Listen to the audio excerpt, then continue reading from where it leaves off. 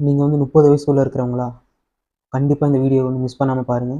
நம்ம மனுஷங்க வாழ்க்கையிலேயே விலை மதிப்பற்ற ஒரு விஷயம் அப்படின்னா என்ன? எதுன்னு சொல்லுவீங்க நீங்கள்?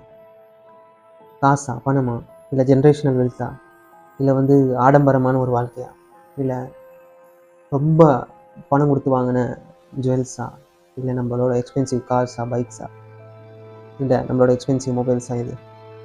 அது எதுவுமே கிடையாதுங்க. நம்ம வாழ்க்கையிலேயே விலை மதிப்பற்ற ஒரு விஷயம் அப்படின்னு பார்த்தீங்கன்னா நேரம் தான், டைம்.